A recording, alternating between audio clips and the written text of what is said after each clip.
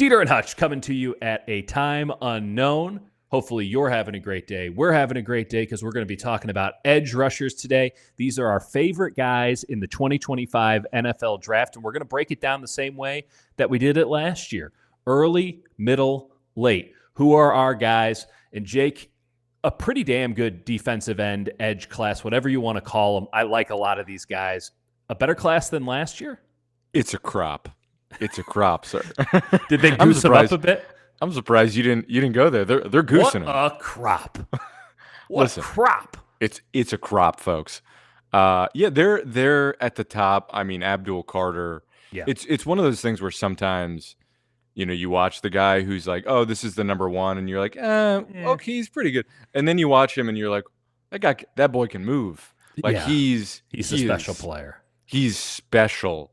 And so I don't think he's on either of our lists just because I don't see any world in which he's available for the 49ers at 11, but we got some interesting guys on this list, and I'm excited to get into them because it is a crop. Let's not waste any more time. You got your three dudes. Let's go through the early round guys. I'll go do my dude second. We're going to start with your guy, Mike Green, edge out of Marshall. When you see Mike Green, what do you see? So, we're doing for our draft guide, we're doing one superlative, and sometimes it ends up being a few words. But for me, I just see flash. Like, I see every single snap. And sometimes flash can be without substance. I don't see him as a guy who's without substance. I think he fundamentally, understands how to rush the passer, but he also has a genuine level of, energy, athleticism, and will to continue fighting, when his first rush attack doesn't move, when it doesn't work. He is always, always, always churning, and he has the athletic ability to make that work. And it's something where it's all right, he went to Marshall, played some small schools, but he played against Ohio State, and I watched the Ohio State tape, and he looked phenomenal. There's a reason he led the country as a pass rusher. I think the upside for him is literally a top 10 edge rusher in the league for a decade. I think that's what his upside could be. I think the downside is he might not have the consistency in the run game to be totally well-rounded. Can get a little upright. He can lose the pad level game a little bit, relying on his bend, and might make more sense, as a 3-4 edge rusher as opposed to a 4-3 edge. So those are the downsides. That said, for me, talking about the 49ers at 11, talking just anyone not Abdul Carter, right? I think Mike Green is the number 2 in this class, just in terms of his pass rushing ability right off the bat. I think he's a phenomenal player. There's definite concerns. His weight could be a problem. Yeah, I was going to ask. I think his size seems to be less than ideal, and in an era where you have so many players transferring, right? Like a guy like Mike Green, what was he still doing at Marshall? It doesn't sound to me as if there was a lot of activity bidding for him coming into this season, and the way that he's moved up charts has been meteoric since the beginning of the draft process. That doesn't scare me at all, right? He was flying under the radar for so long. It doesn't shock me that once people get an eye on him and once he had a great Senior Bowl, people are moving him up and up and up because it's a position of need, and he is clearly very good at it. But there is something off about that paradigm to where if you're a really good player at a Sunbelt school or a mid-major, let's just call it a group of 5, or even in a FCS school, you're getting a lot of attention and, frankly, a lot of money from SEC, Big Ten, ACC schools to come on up and be a mercenary for a year or two. I don't know the background of Mike Green. I'm not sure if you know this, but it does seem strange to me that he finished his career at Marshall if this is the kind of player that we're talking about when you're saying he's the number 2 edge in a class that has a lot of good edge rushers. Yeah, what I'm reading is that, after he transferred from Virginia, he was just so successful at Marshall and comfortable. But I'm with you. I think that's something that a really small school to be transferring to, if you are that type of prospect, if you are a guy that has those traits that people are going to see, they're going to see the tape, they're going to be able to recognize that, and they are going to throw the bag at you and say, come play for us at a school that's going to be competing for something. So I listen, I'm not saying this is a perfect prospect. by any means. I think there's reasons to be cautious. I'm interested what sort of rumblings come out about him from the NFL Combine. I think that's going to be telling what teams find out. Does he interview well? Are there some things behind the scenes where, you got some concerns? Is the weight something where he's this explosive because he's so light? And if he adds weight, does he not have it? I will say because he was so explosive at the Senior Bowl and he does drive with so much force, that's the reason I can sort of stick with him here. But I'm not above saying he's a prospect with concerns. I would like to find out how teams view him, how they view those flaws, and what the backstory is. But in terms of what I see on tape, I could not be more excited about him as a pass rusher. I mean, 3 letters, man. P-O-P. He plays with pop, and that's what you're looking for at a defensive end. Maybe not what the 49ers are looking for, right? It's not like they'd turn it down, but I think that the guy that I want to talk about here, number 1 on my list, my early pick, Nick Scourton. Scourton? Is that right? Scourton. Thank you. We're scouring my linguistics here. Nick Scourton, out of Texas A&M, this is a guy who he doesn't play with that level of pop. We got to be clear. He doesn't have that same sort of ooh and ah that Mike Green provides when you watch him. But what he does have is a ton of size and some crazy athletic ability that, we'll be blunt, he hasn't quite fully put together yet. Right. I don't think he has a bag of tricks. I think he can do a little bit of everything, but not necessarily anything great. But what I see when I watch him rush the passer in particular is a player who has a great feel for rushing the passer, somebody who understands tempo and pacing and can speed up and slow his pass rush game down. And so while he doesn't have these great go-to moves, I do like his hands, I do like his rip through, I do like his burst off the line. While he doesn't have that, something to remind everybody here as we talk about this prospect, he's 20 years old. He was born in August of 2004. He's a baby, and he was out there making impact plays in the SEC, and he is 6'4" and 280 pounds. This is a project, Nick Scourton. I am all in on the project because the product that he's put on the field so far in his collegiate career is worthy of a first-round pick. I do think that he might fall into the second round, but he's worthy of a first-round pick. And in any other class, we'd be having a very different conversation about him as a prospect because there wouldn't be this much competition. But it's such a good edge class, at least in our estimation. Maybe some people disagree. Agree to disagree. We enjoyed it. I think that Scourton maybe gets overlooked a little bit and that we don't want to spend as much time with the projection of him because there's so many ready-made or closer to ready-made products out there, especially in a class that is, we say it's a great class. There's a lot of 23, 24-year-olds in the class. And he's got 2 of his teammates in it. There's Shamar Stewart and Shamar Turner, both from Texas A&M. Crazy defensive line. They had. Listen, you get what you pay for, and Texas A&M did not skimp. But out of those 3 guys, you watch it, and I watched Membu and Texas A&M play Missouri. I prefer not to talk about that game if we can be so honest. That's understandable. It was a good game. It was a good game for Texas A&M. We can leave it at that.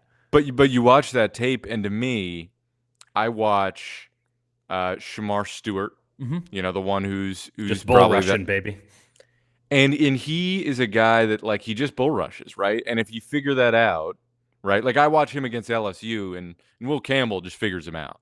Will Campbell's like, okay, you got one move. I'm going to sit here. Scourton, I see him bring a lot to the table. I see him try, and he doesn't necessarily have every move patented down in the way that you would want for a top 15 product. I don't know if he has one go-to move. Maybe it's that rip through, but I don't feel like he has anything down pat, but I love the possibilities. Listen, I'm with you. I kind of think of pass rushers a little bit. Maybe this is me just being a white guy dork. I think of them a lot like pitchers. And listen, there's nothing wrong with being a pitcher who has one good pitch and just spams it. If that gets guys out, you can be Mariano Rivera. There's no problem with that, but you're a situational guy, right? You're not bringing in Mariano Rivera to give you 7 innings. I want Nick Scourton playing 5 technique, 7 technique. I want him opposite Nick Bosa. I understand that the 49ers in particular want to rotate their defensive ends, but I want him to be able to give me 50 snaps a game. That's going to require a full arsenal. And while he doesn't have a great feel for any one pitch just yet, I like the fact that he can go to 5, 6, 7, and that he shows a deftness. While it hasn't gotten to refinement, at least he has a feel for what's going on. He's somebody who I think is a very instinctive football player. He is frighteningly athletic for his size. Ultimately, it just comes down to, can you get him to the right coach at the right time? And if you're an NFL team and you don't think you have the right coach, you need to fire your coach. Right. I'm with you. I'm fully out of all of those Texas A&M guys, he is the one that has me most excited. I think before the Senior Bowl and all that stuff, he was one of those guys that was sort of viewed as like a top 20 guy. And you know, I don't know why this stuff changes. You know, there's just hype and there's an ebb and flow to all this. But we have a board, they have a board, right. Some other guys got a board. Right. No, none of this is empirical evidence. All that matters is that one team likes you at one spot, and therefore it's there. I mean, as much as we love mock draft database, and as much as we love, all the people who do this better than us and worse than us, like as much as this is a fun cottage industry, and I don't want to throw any shade out there in that regard. Like, it doesn't matter. We don't matter. We're just talking. And I do think of all the years, this feels like one where the top 10 is going to be kind of random. Like this, it's going to be a pretty unpredictable first round because you've got Travis Hunter and you've got Abdul Carter, and then you've got the 2 QBs. Well, I mean, you even start. I mean, Abdul Carter could go 1 or he can go 7. Right, because of positional need. Travis Hunter is a cornerback. Is he the best player in this draft? I would take Carter personally. I think there's a couple other players, but Travis Hunter's a brilliant football player. But, okay, I don't really need him to play both sides of the ball, so that's a bonus point or 10 that you take away. So am I taking a cornerback 1? Is he even the best corner overall in this class, or is Will Howard, or is it worth the premium that you're paying? So, like, even the players that you just said, and I agree with you, are arguably the 2 best in the class. There's no consensus on where they should go, much less what's going to happen. This draft, by the way, total side note, feels very volatile, as you noted. That feels like number 1's getting traded to me, right? I have not heard anything yet, and maybe we're going to date this video based on this statement, but I haven't heard anything yet that says that Tennessee is all in on Cam Ward or all in on Shadur Sanders or all in on Abdul Carter. I haven't heard anything of the sort yet, and that gives me an indication that New York Giants come on up, New York Jets come on up, team that we're not even taking into account come on up, because I'm not sure the cost to move to number 1 is going to be as significant as it was in years past, because you probably want to be at like 7, 8, or 9 more than you really want to be at 1. 1 just feels like you're setting yourself up to make a mistake. 7, 8, or 9, you're going to get a player who could have gone number 1, and he's just going to fall to you. And the perception equals reality. You're going to come out looking like roses. And if you're the 49ers, I keep thinking like trading down is just going to look so enticing. Yeah. Where it's hard for me to think of a scenario where that wouldn't benefit them to slide down, pick up another pick, and say, all right, I don't know. We've got a bunch of guys graded, and then there's a steep drop off at a certain point. You get to like, where would you say? 23. Yeah, around the 23 exact number. Yeah, 23, 24. Depends on who comes up, who comes down. But end of the first round is the second round, and that second round is weird. Ugly. It's ugly. There's like a few guys that it's like, all right, I see it here. Oh, no, you see it in both directions. Either you're drafting a guy who's a great football player who has none of the specs that you're looking for, or a guy who you see and you go, oh, this guy should be a top 10 pick. Why isn't he? Right. And then you have a 2-hour-long conversation on why he isn't, and that's why he's going 42nd. I want guys in round 3. I want pick 75 on. Yes. Yeah, I think I told you earlier that like 20 to 70 is just no man's land in this draft, It's weird. which maybe we can apply to most years. Let's get into Yeah. pick 70 and beyond. This would be our middle tier, right? So we're talking not, when we say middle, that could be construed as day 2. I would say it's somewhere outside of the top 50 before 150, right? So we're talking about a guy who that's a big gap, because 50, that should be someone who comes in, immediate impact player, has a role on the team, right? If you're in the top 100, you need to not just make the team for obvious reasons. You need to have a role on the team day one.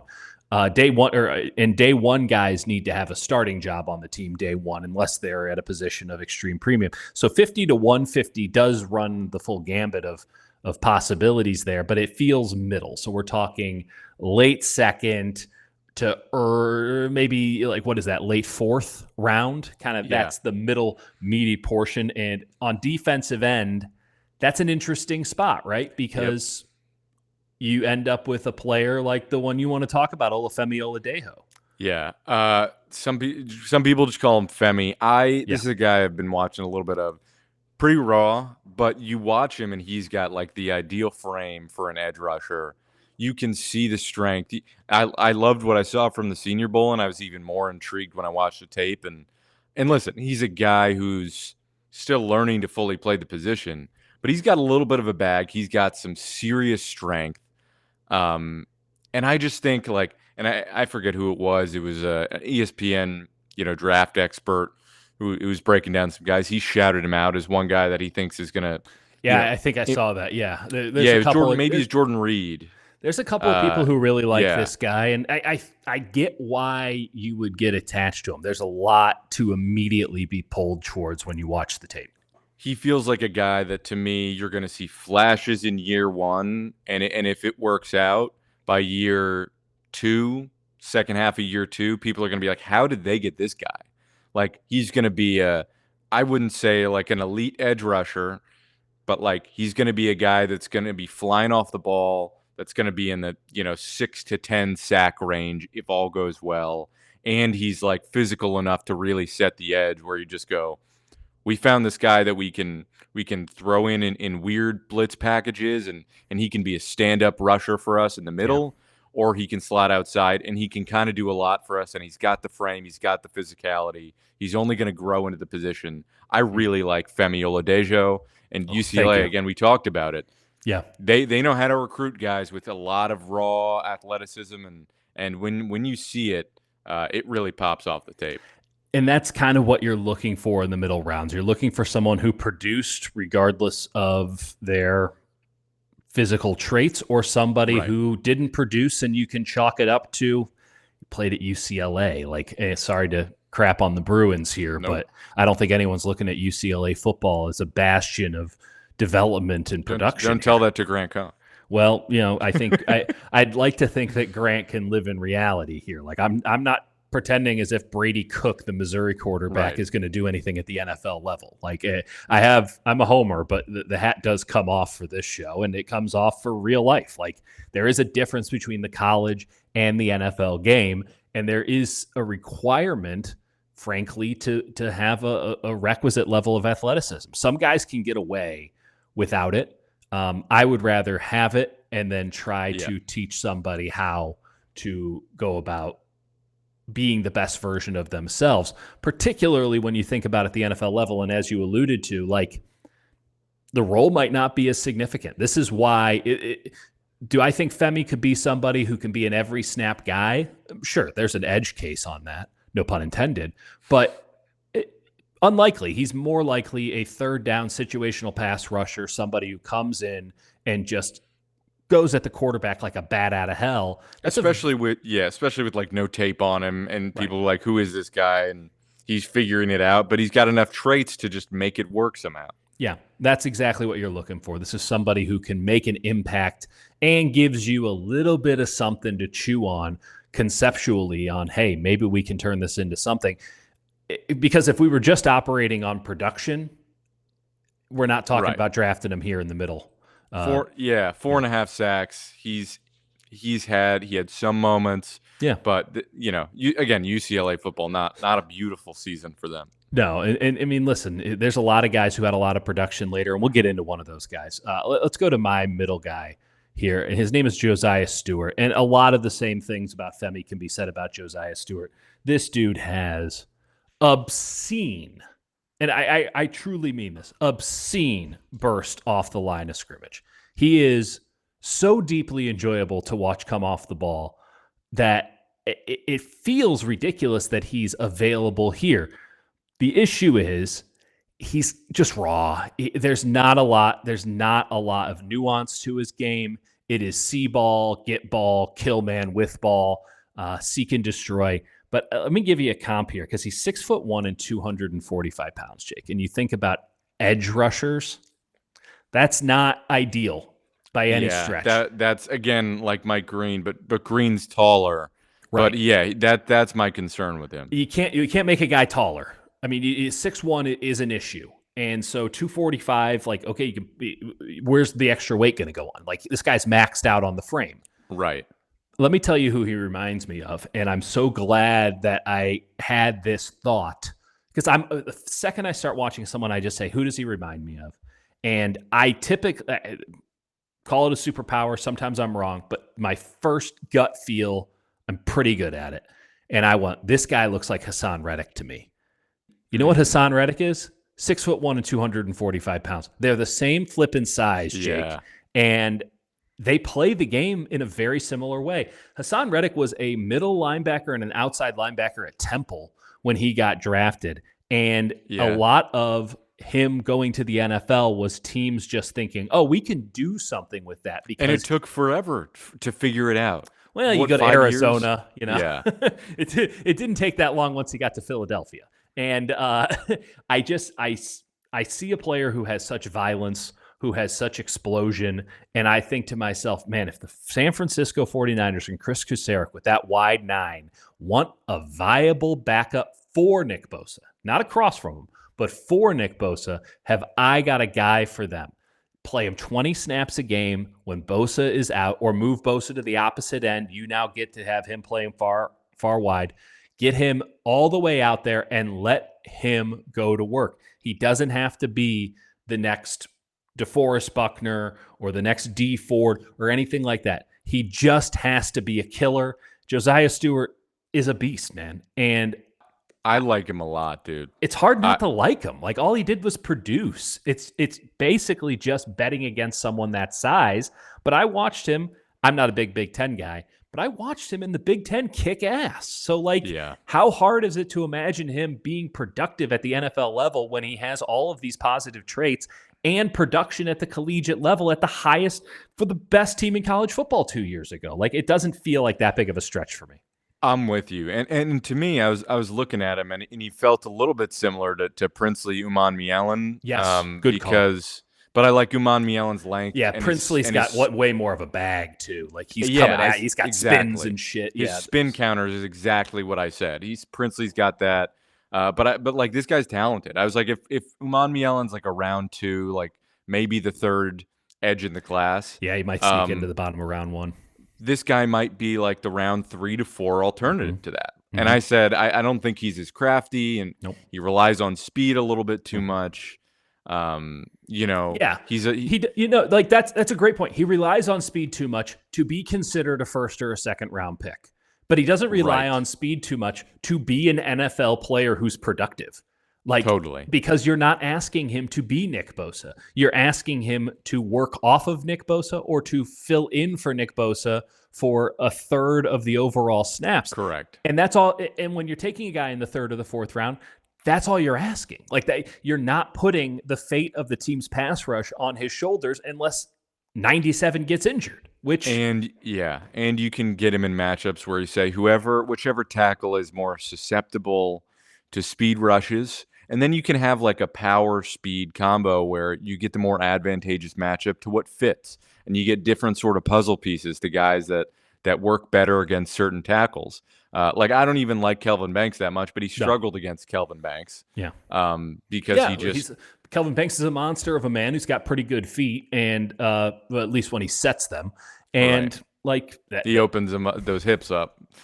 It gets tricky, but Josiah Stewart has enough there that you can just see an NFL role for him, right? And again, middle I'm rounds, with we're you. just talking about role players. And I love the get off. I love the violence. I want this guy on my team. It doesn't have to be that complicated sometimes. Josiah Stewart is just a joy to watch, and I think he has a role for himself in the NFL, and in particular for the San Francisco 49ers. I think that he'd be a really good fit as a depth defensive end. He's not going to solve your opposite Bosa problem because you're not going to be able to play him as a consistent 5 technique or Right. 7 technique, whatever you want to call it, opposite strong side defensive end. But he's sure as hell going to give you good reps when he's in if you put him in the right spot. And the more space you give him, the more exciting it would be. So I'm in on Josiah Stewart. I'm glad you liked him too. Let's go to our late round guys. These are our we love the late round guys. This is our bread and butter. Yeah, and to be fair, my guy might not be super late round. He might be more of a 4th. But yeah, at least in terms of this part of the process where guys are mocking him, he's a late round guy. I think he's going to sneak up, but we'll see. So my guy is Barron Sorrell out of Texas. And quite honestly, when I'm watching Texas, and there's a lot of Texas, you have to watch a ton of Texas. There's probably Texas might have 10, 12 guys drafted in this class. They absolutely should. I mean, you consider how well they played this year, and they got more guys coming next year. I think I have like 4 Texas guys on my list coming forward here. I'm with you, but I look at Sorrell and he's wearing number 88. I really liked him at the Senior Bowl, but like he's a guy where I kind of don't understand why he is being mocked so late, because I see a guy who's super physical, like very stout, who flies off the ball, who's got the athleticism where, remember that one play where we made fun of Devondre Campbell for not recognizing it and not being able to track down. By the way, Devondre seems to be doing really well. It seems great. Yeah. Over there. It's not going well is what we're actually saying, but we're not even going to touch on that. I'm sorry. No. Back to our young man Barron. But we're talking about like a jet sweep. I watched a play where somebody, I forget who it was. I think it was Georgia. It was a jet sweep, and it was the reverse of what you saw with Devondre Campbell, where Campbell just watched a guy go by, and I watched Sorrell hunt. That might be my superlative for him, is he's a hunter. Love it. Like he gets after it in the run game. He has the physicality for that, and he flies off the ball. Like he's just like built up. He's tough, and I think he's going to test pretty well at the combine and turn himself into. I think at best he's a 3rd-round pick, but he's probably somewhere in rounds 3 to 5.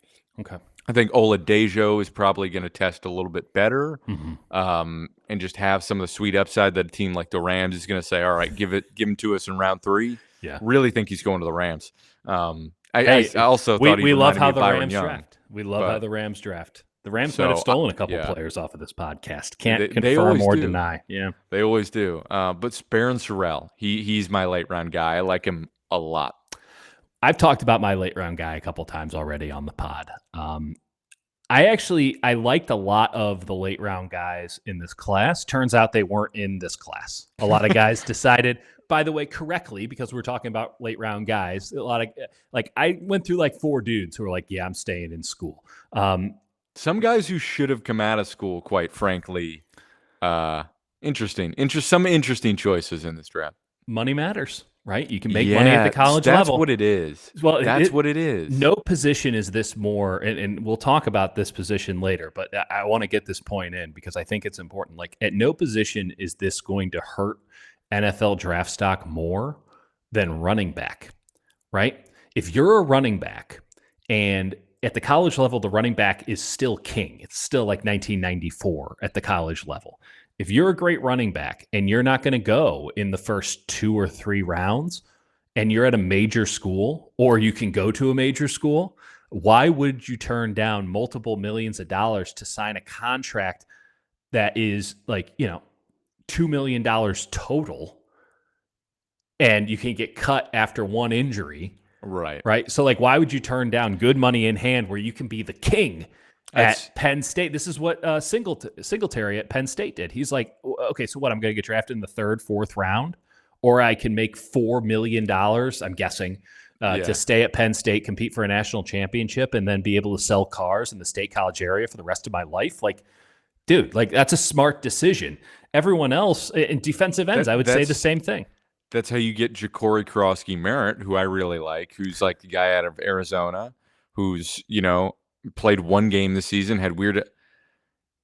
he got caught in the system, and so he's coming out in the draft, and it's like he might be a 4th round pick who played one game this year. Yeah. Like he's like, all right, well, I'm in a weird situation here. I'm not getting that sweet NIL cash. I'm going to come out because I'm athletic and I'm going to do well at this Shrine Bowl and test pretty well, and then I'll be a 3rd or 4th rounder. But because he's not a guy in a sweet spot like that, it's the most basic rule of journalism, of life, of anything. Follow the money. And Fadil Diggs, let's be clear, he was money for Syracuse this year. But where I really enjoyed watching him, because I've done a deeper dive since the East-West Shrine Bowl, where I've really enjoyed watching him was his time at Texas A&M. Hey, yeah, Texas A&M. And in particular, 2022 game against Alabama, he dominated that game. He absolutely dominated that game. He was 19 years old, I think, and he whooped ass in that 2022 game against Alabama. You watch him at the Shrine Bowl, he exploded.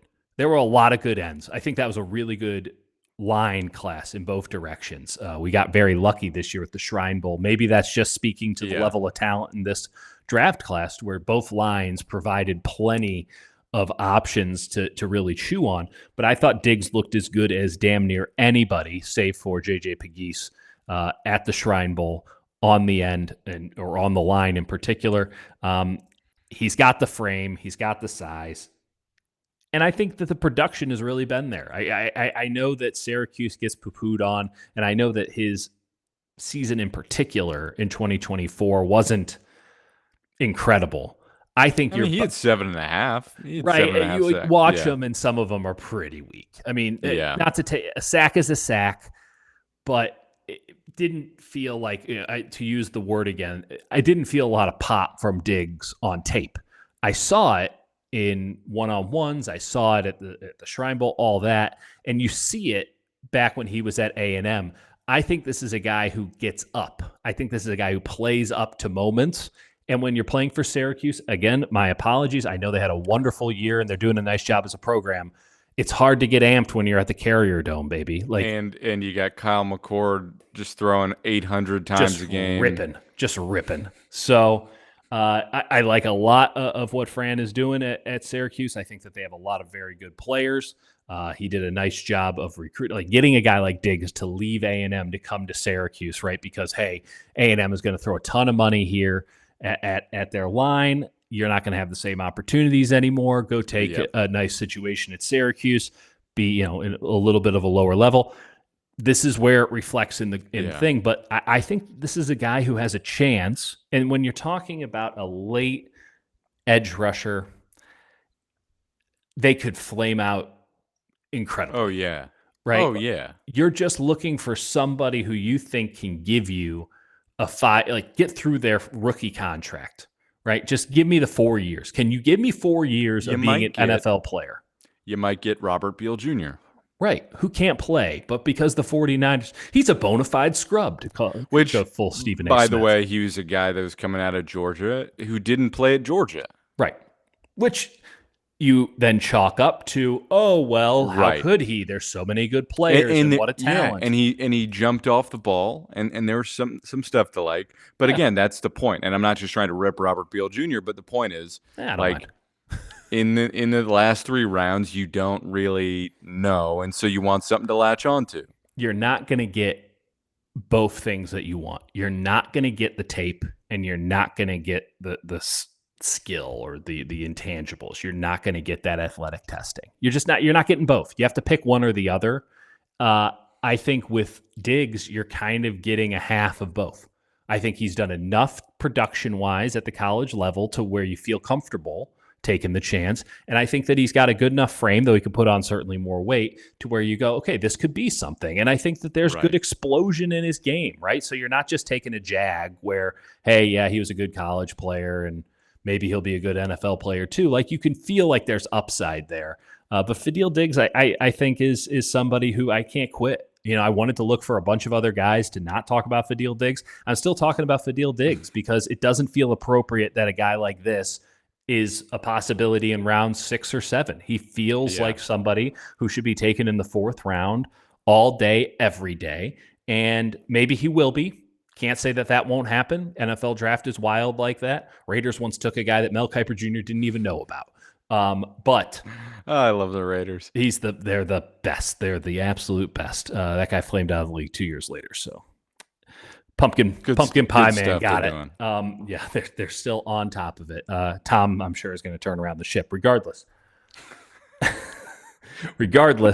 I like Fadil Diggs, and I think that I'm not going to back off of it now because I've already mentioned his name a couple times. I think this is a guy who has a real chance to be a solid NFL pro, and for a 49ers team that just frankly needs some more people who can be solid NFL pros at defensive end, like that is a win of a draft pick in the late rounds. If you can just get somebody in there who you're just like, yeah, I don't have to worry about him, because you flamed out with Beal, as you mentioned. You totally flamed out with Drake Jackson. You spent a lot of money. It didn't solve your problem. Like, this team needs competency more than anything else. We keep talking about the high pie in the sky possibilities of, what a Mike Green would look like or a Nick Scouton would look like. That's great. And that might end up passing. They need like 4 competent defensive ends. Yeah. Beyond 97. And we didn't talk nearly enough. One of them. We didn't talk nearly enough about how lucky they were that they found Samo, because they literally, not only did they not have a choice, they just didn't have any of the dudes, and they got lucky they didn't have injuries. Yes, because if they had no options. It was so bad. Literally none. They were riding Leonard Floyd, who, to his credit, came on a little bit late, but they were riding Leonard Floyd. They were riding. And to be clear, they had injuries to both of those two guys. And what I mean is, they couldn't afford a single other one because they had nothing left, because Drake Jackson was. I know they had injuries. They are not deep at that position. They need to get They're deep. Theoretically deep. Well, they're not practically Which deep. means they're not. Yeah. Theoretical is great until you actually start playing football. It's crazy that Drake Jackson is still, on the. I mean, it's not. There's no reason to cut him, but he is still technically going into the season on the roster. There's a couple of guys like that. There is a gray area in the NFL where there are just guys on every team who are like, "Oh, you're still technically employed. That's interesting." Maybe that's what they say about us, Jake. Who's to say? Let's go through our guys again here. We'll just go through yours real quick. Mike Green from Marshall. I don't need to say defensive end because they're all defensive ends. Edge. Olafemi Oladejo from UCLA. I like turning the J into an H. Putting a little stank on it. You get a little UCLA, right? You get down to the Southland. You want to Oladejo, right? Yeah. Oladejo. Okay. I have like not looked up the pronunciation. Yeah. Ojai, California. Yeah. And then Baron Sorrell. I love how you spell Baron. Baron. That's badass. I'm not awesome. even being sarcastic. Like, that's way cooler than Baron. I like all these guys, and in a sense, all. One of would these hope guys, they're your dudes, according to the graphic. Listen, they could all be total whiffs. Yes, that is the joy of the NFL draft. They could all. They could all be total whiffs, but I really think Mike Green could be a stud in this league for a long time. Yeah, I think Oladejo. Did you have a comp for Mike Green? Let's see what I have in here for Mike Green. I feel like Daniil Hunter. Oh wow, Daniil Hunter's a stronger man. Yeah, no. I had Micah Parsons. Wow, that's a comp that obviously Abdul Carter's been pulling because he had the audacity to wear the same jersey number at the same school. I had Micah Parsons. I don't think T.J. Watt fits because T.J.'s much stronger. Yeah, but I'm trying to think of anyone that long. But that's why I thought of Daniil Hunter, just because of the length, and the small hips. Daniil Hunter's got those small hips. He comes down. He's like a Y of a person. Yeah, and Mike Green's thin, and I do think he's going to add weight and strength over time. He might have it by the time he shows up to OTAs, man. That's the other thing you got to take into account. A lot of these guys, they play injured, right? They practice injured. They kind of get through their entire college career. Then they get with a good agent, and that agent gets them with the right person who Right. I have a lot of like, respect yeah. for the strength and conditioning coaches at the college level. They do some like straight up miracle work in a lot of cases, but ideologies don't apply across the board. And you might have some schools that are all about, adding mass, and this player needs to be more pliable or reverse, right?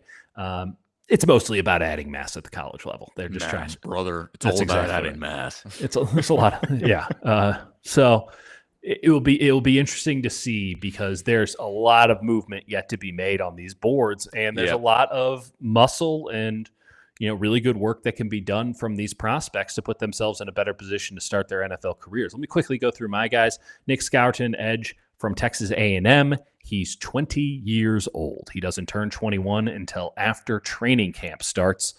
So I'm sure the team will take him out for whatever NFL team takes him. You also have to take him out for his 21st birthday. It's crazy to be allowed to be in the NFL and Nick and Scourton sign had up for that. He had the same issue I did, except on the other end, I did not have millions of dollars per year coming my way, but I didn't turn 21 until my senior year of college.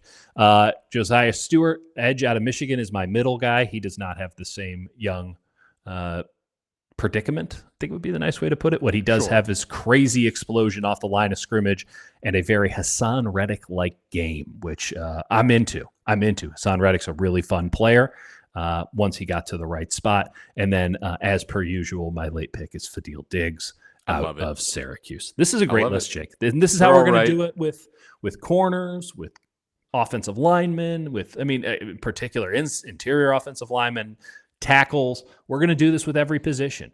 Early, middle, late. This is the hallmark, the telltale of the Dieter and Hutch podcast, and more to come, man.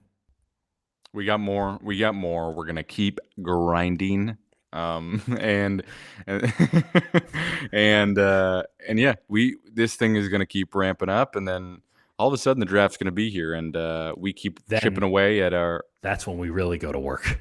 Yes, sir. As we keep chipping away at our notes to be like, yes, I knew who this person was. Listen, we got we got notes. We got lots of notes. We're working through it. And I like tell the people where they can get our notes, by the way.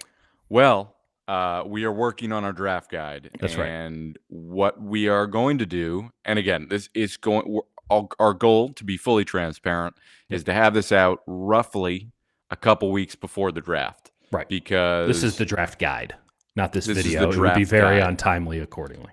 Correct. So this is the goal. The draft guide is to be out roughly 2 weeks or so before the draft. Get a little time beforehand, and then it's going to be useful after, and then we'll have stuff based off of that. And the way you're going to get it is if you subscribe as a sicko to the channel. Again, subscribe to the channel, out yet. Become a member, become a sicko, and we're promising you the written word. We will very 2025. Yes. And we will let you know when it's out. It is not out yet. Nope. But that is our plan. People have been asking about it, and I appreciate you asking about it. We're working on it. Yep. And we're churning away. Oh, Jake's working on it more than I am, but I'm going to get my end in. Don't worry. Dieter also has a newborn child. So, let's cut the man some slack. He's still grinding tape. Stunningly. And when I get divorced, I'll understand exactly why. All right. Subscribe to the channel. Become a sicko. We'll talk to you in the next video. Have a good one, guys.